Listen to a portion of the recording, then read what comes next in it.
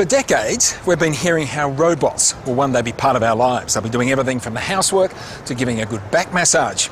You may have noticed they haven't arrived yet.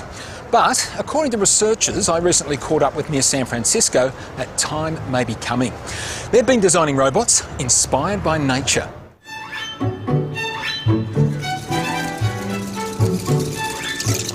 This is Roach, robotic autonomous crawling hexapod. He's a robotic cockroach. But word is, he's leading the robot revolution. That's when he's not scurrying under the furniture, of course. Doing for robots what the invention of the PC did for computers since the 1970s. There were computers for 20, 30 years before that, but the PC really revolutionized things. The age of computers sprung up very quickly as soon as the PC kind of came into existence. I think in the next few decades for robotics, it's going to be really exciting. What makes this guy different is the inspiration for his design. Researchers just across the bay from here, over at Berkeley, are taking their inspiration from nature. They say the technology is now at a point they could start building their robots more like the creatures Mother Nature's produced. This is the biology lab at the University of California, Berkeley, that's doing this revolutionary work. Robo-Roach had his beginnings here. So what kind of cockroach is this? So this is the death-head cockroach.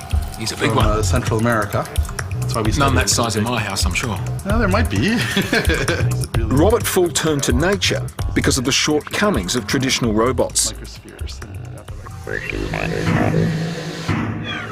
If you look at the typical robot, what do you think of? You think of some big metal stiff thing that moves like a robot. But that's not how organisms move.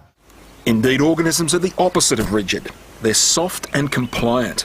And that was the first biologically inspired rule for robot design. We build our robots so they have this compliance and springiness in them. So if a leg hits at the wrong position, it doesn't break anything, it just bends out of the way. To create springy robots, the team came up with an ingenious way of making them. It's deceivingly simple, seemingly little more than cardboard and sticky tape. A piece of cardboard is placed in a laser cutter, and fold marks and preliminary cuts are put in.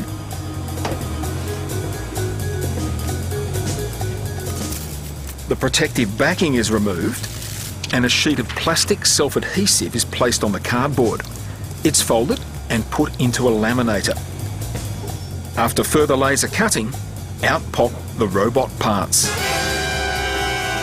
You can feel that's quite springy. Basically, it's a Saurus linkage. It's designed just using bending joints. We get a structure that only moves in one direction in a linear motion. And here we've got a device which is designed to keep these two plates in the same plane, coplanar. Gee, that's remarkable. I mean, you would think by putting mechanical joints in there, that would be quite a complex thing to build. Yes, it would be quite complicated. And you need to use actually very precision machining. So basically, it'd be like the watchmaker technology. But springy parts were only part of the story.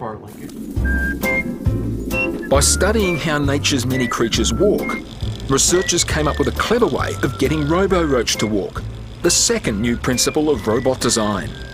We discovered, for example, that 2, 4, 6, and 8-legged animals all move the same way on the ground. They all produce the same forces. So your one leg works like 2 legs of a trotting dog, or 3 legs of a trotting insect, or 4 legs of a trotting crab. And they can all be described by a pogo stick. All creatures' walks behave exactly like a weight on a pogo stick, where the stiffness of the spring is exactly the same for each animal per kilogram of body weight. It's the same for every legged animal we've measured so far. So immediately we thought, why not use that for a robot? Using that stiffness and the right leg shape, the robot will automatically be stable, without the need for motors and actuators on each joint. Indeed, Robo-Roach walks from just 2 simple leg movements. First way is a direction that's called ab or adduction in biology, and that's basically the legs can swing in toward and out away from the ground. So if my arms are sort of legs, this is this motion here, okay? And then the second is sort of forward and back swinging of the legs. So if I move this middle plate forward and back, and you can see that the legs sort of swing in this direction. And so essentially what we can do now is we can sort of lift the legs up, move them forward, put them down, and move them forward again and propel the robot. In the future, after an earthquake, packs of robotic roaches might work together. You can imagine after an earthquake, a building has collapsed, and it'd be very dangerous to send people in there. So you can send in robots which are very small, so they can go in narrow, very small spaces, and they can also be very cheap. And then you can send in the rescuers when they know that there's someone in there who needs to be rescued. And they could be deployed in the environment to monitor contaminant levels. With very small and very mobile robots, you could have a network of these sensors that are monitoring the environment and giving you an idea of what kind of impact you're having. Getting inspiration from nature's creatures is not just for building better robots. The scientists have been studying lizards. The gecko, in particular, might lead to a whole line of new products. The gecko is an amazing creature. It can run just as fast up a wall as it can on a flat surface. Indeed, it can run up a wall as smooth as glass. Now, there's no glue on its feet, no Velcro-like hooks. In fact, the way it clings on is quite remarkable. We discovered their feet are bizarre. And if you look at an individual toe, you'll see it has leaf-like structures on it. And those leaf-like structures are filled with millions of hairs. And the secret of how they stick, actually, is that each hair has the worst case of split ends possible. It has about 100 to 1,000 split ends. And they're so small, an animal has about 2 billion of them. And they get very close to the surface. So close, the gecko's feet stick using Van der Waals forces, the very forces between molecules.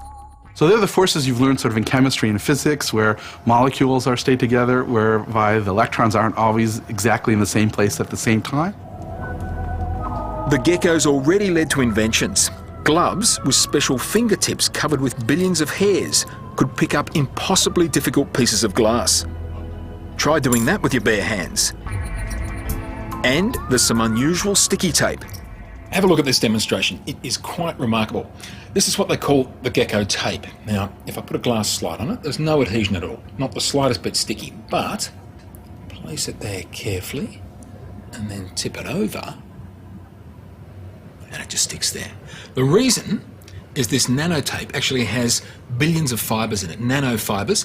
Each one is 1/100th of the width of a human hair, and there's 40 million of them per square centimetre, and those fibres make the glass adhere to the tape. We think a patch about like that can hold 20 or 30 pounds.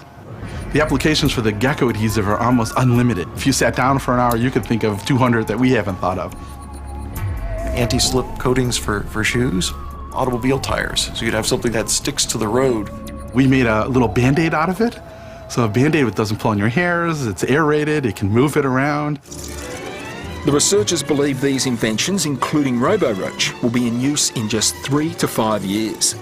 And the reason this guy could be like the PC and herald the robot revolution is because, like the PC, he's relatively easy to build. It takes only hours from start to finish.